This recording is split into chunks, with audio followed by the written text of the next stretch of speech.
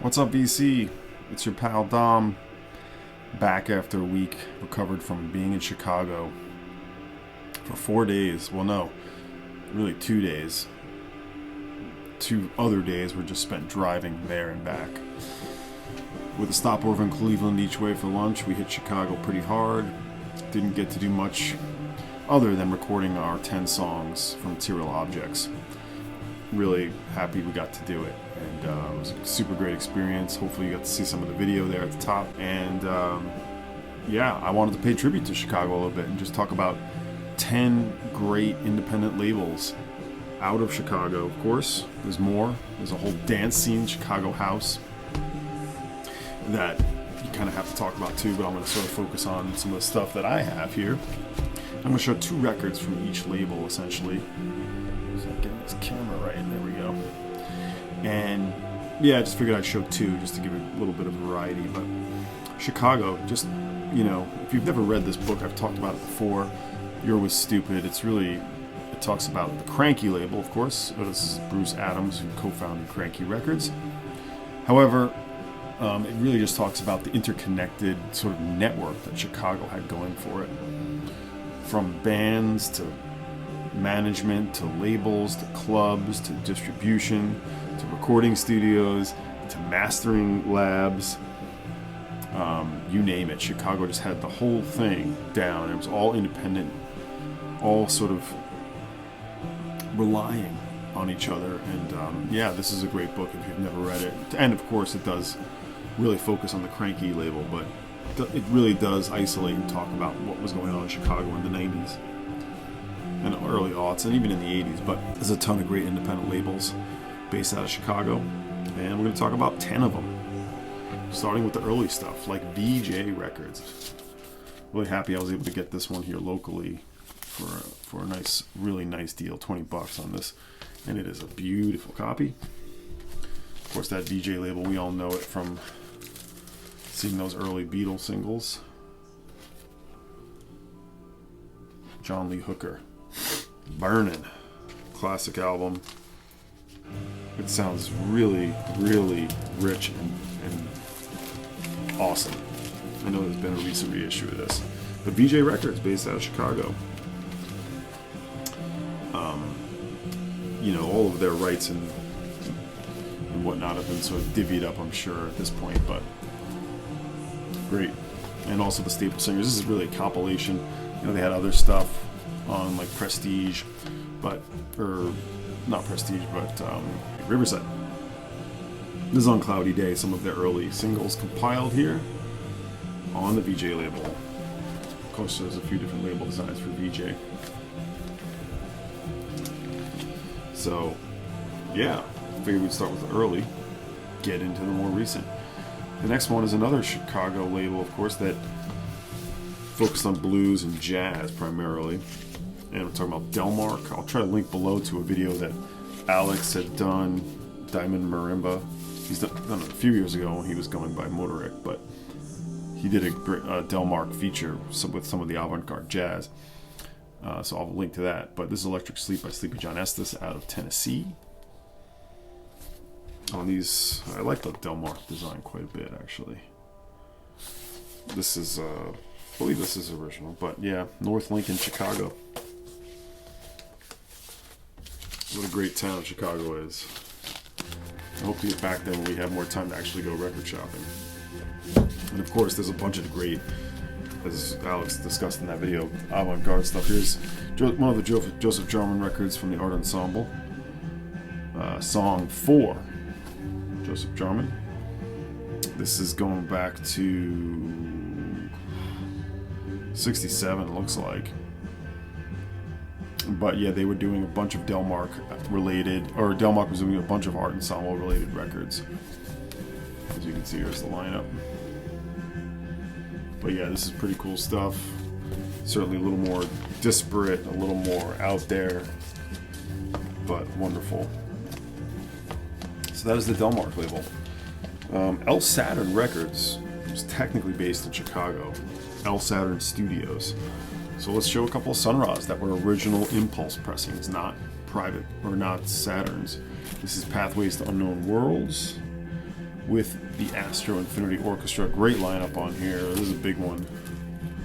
This is original, how the original came on those green labels in 1973. Sun Ra, John Gilmore, Marshall Allen, Danny Davis, Danny Thompson, Akhtal Iba, Lamont McClam, Leroy Taylor, Russell Branch, Stanley Morgan, Eugene Brennan, Ronnie Boykins, Bill Davis, Clifford Jarvis. Recorded at El Saturn Studios, Chicago, Illinois, 1973.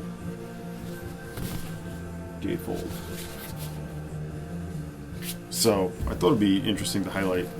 You know, I know Sun Ra spent time in New York, then he ended up in Chicago, then Philly. So, but yeah, Chicago certainly has some history with Sun Ra. Awesome album. I actually was thinking about selling this, but I didn't after playing it improperly, giving it the time of day it deserved. Here's one I don't know if I've ever shown, Astro Black. I've had this for many years now. This was also an original Impulse record, not a Sun Ra, or not a Saturn. But there he is. Saturn Studios. Sun Ra had this time in Chicago. I believe it was when he was actually there. It was the mid '60s. He was in New York, then Chicago, then Philly, right? This is from 1973. It does say Saturn Research down here, but I believe this came out on Impulse first. El Saturn Studios, Saturn Records, a Chicago label. All right, let's get into some of the modern labels. I really love it. The Tom Skinner Voices of Bishara Live. This was really, really nice. I actually got this from, it was sold out with the distributor that Angry Mom works with, and it was sold out with Bandcamp. I believe it was Lunchbox Records. Yeah, buddy. Down in North Carolina, still had copies. Really good. Just the quartet on this. This is from International Anthem, and that is the label we'll talk about. Certainly a label that's been on a pretty good roll. More often than not, their records are interesting. I don't get everything, but always interesting. You always got to check them out. Alabaster de Plume, really love his vibrato he likes to employ. This is the Cyan Lee Instrumentals Volume 1 on International Anthem, as you see. I'm really excited for the Jeff Parker, the next Enfield Tennis Academy Quartet album to come out. That'll be out in November. Numero Group, obviously a big reissue label, but they've also put out new records. Not a ton, but this Duster album is a new album from 2022. This is Together. Excellent indie slowcore band from San Diego. And they have a new album that I've listened to, I just don't have yet. We'll see if I get it. And this is the reissue of Codine's Barely Real. Deluxe reissue of this one with extra material. Numero Group has been, they came on around 20 years ago now, and everything they do is usually interesting. I used to buy most of the stuff as it came out, but as you know, I don't really buy a ton of reissues now, and compilations too is not something I'm totally doing these days, but I usually check out the Numero comps. I love their series, whether it's the Lonesome Singer or the Wayfaring Strangers, all the Soul compilations, the Cosmic Americana music, the Dark Scorched Canticles, really great, clever stuff. And really, they've been doing a pretty good role with like some of the post-hardcore stuff. I can appreciate that stuff too. So, Numero Group, got to talk about them. Thrill Jockey, one of the big heavy hitters. This is Caliphone's Roots and Crown. This is the early pressing that was done as a silk screen. This has got to be 2006, yeah. One of the great Caliphone albums on Thrill Jockey, headed by, what is it, Bettina Richards, I think. Their flagship band, well, they have a few. Tortoise is probably the Chicago band. You kind of have to mention Tortoise. This is the album I've been listening to recently, the self-titled album. I think this is like 95, I believe it was. This is a band that spawned like 10 other bands. Thrill Jockey, there's lots of other cool, interesting stuff. They do a lot of other things more recently, like sort of one-off from artists from other bands and things, and always interesting. Thrill Jockey, typically, you know, I love Deerhoof, who's on Thrill Jockey, but right, they were on Thrill Jockey for a time, if I remember correctly. Am I wrong? They're not like on Dead Oceans or Joyful Noise now or something. Yeah, I don't know what I'm talking about. Deerhoof was always been on Polyvinyl, not Thrill Jockey. Anyway, there's plenty of great stuff on Thrill Jockey. This is the record we're listening to. We're talking about Cranky now. This is Helen, a one-off band, one of the many projects of Liz Harris. She made this record with two other people, Jed Bidman from Eternal Tapestry, Heavy Winged, and Jackie O Motherfucker, and Scott Simmons of Eat Skull, Sun Supreme, and Supreme Reality. Liz Harris, of course, most notably for Grouper, but she's got a bunch of other things too. Rome, Mirroring, Visitor, yeah, tons of stuff. This is what we've been listening to. You can get this cheap. This is from like 2015.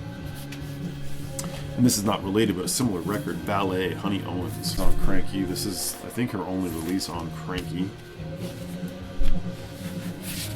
This is another kind of, Ballet is a little bit more of a ethereal, experimental, kind of ambient or drone kind of project. This one, she goes a little more of like dream pop, but it's excellent. We can go all on. We've gone on and on about Cranky. These next two are sort of related, but they are separate labels. I'm talking about Quarter Stick Records, Rachel's. What a great band. Modern classical, sort of chamber music. I actually saw them perform once. Rachel Grimes is kind of a key member. In this, you also have Bob Weston appears, Jason Noble of June of 44, or of Rodan and June of 44, right? No, Rodan and Shipping News. Right, he passed away, unfortunately. Kevin Kultus. Yeah, but this is one of the, 3 or 4 Rachel's albums on Quarter Stick Records, which is associated with Touch and Go, which we'll talk about in a second. But they had their sort of exclusivity to them. They had their own bands, but they just had a distribution deal and sort of worked together, as indie labels did at the time. They sort of worked together to share resources so they could stretch their budgets a little further. You know, being cooperative was a thing at the time. So this is a pretty new record, but I've had this, or I've known about this forever. Shipping News, their second album, Very Soon and in Pleasant Company. This is the original pressing here. I don't believe it's been reissued, but you should be able to find this for 30 or 40. I love it. Great band with, Jason Noble, Jeff Muller, who was from June of 44, Kyle Crabtree. Also features Edward Grimes and Christian Fredrickson. Great album. Excellent. This is from, I think, 2000.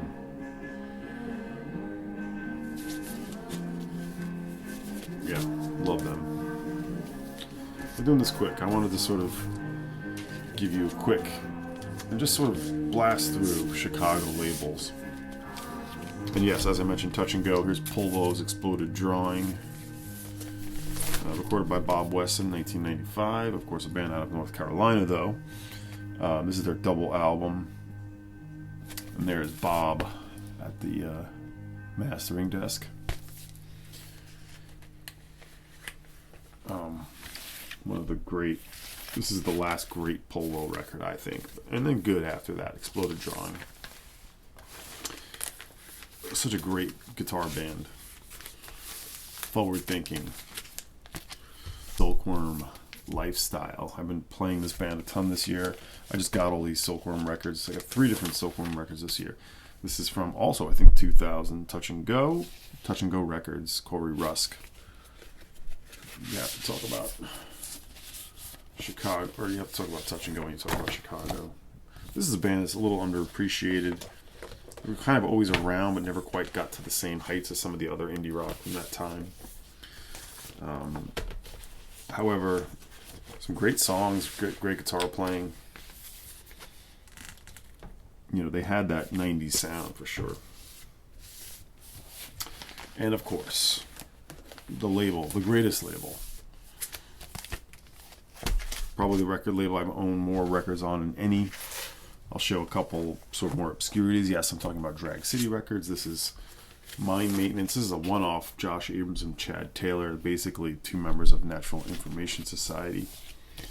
And this is a beautiful album where it's just Gwimbury and Mbira, just sort of a broken down version of Natural Information Society.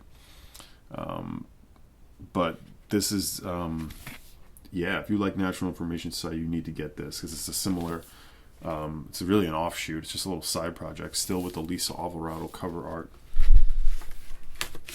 And it's a beautiful album, and it's a mind melter. Doing maintenance on the mind. And here's part 2 of the Ghosted album, which I hadn't actually shown yet. It's sort of the hypnotic guitar and droning Jim O'Rourke. Oh wait, no, he's not on this one. Orrin Barchi, Australian guitarist, with Johan Berthling and Andreas Werlin. Jim O'Rourke is on the first one, I guess, but this is recorded in 2023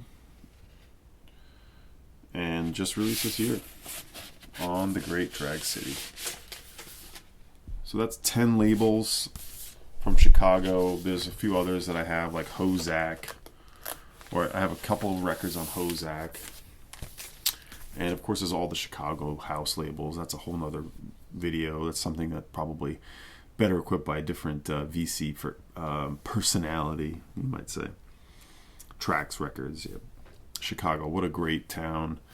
I'm really happy that we visited and got to record at Electrical Audio. It was a hell of a trip, a lot of driving.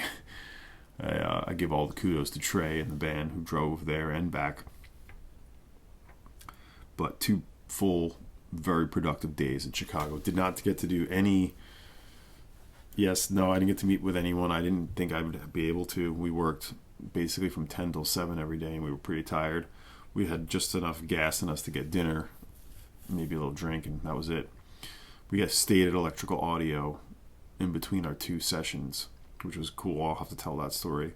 Just getting to stay at the studio in their dorm rooms and just being there and being within all of that sort of history.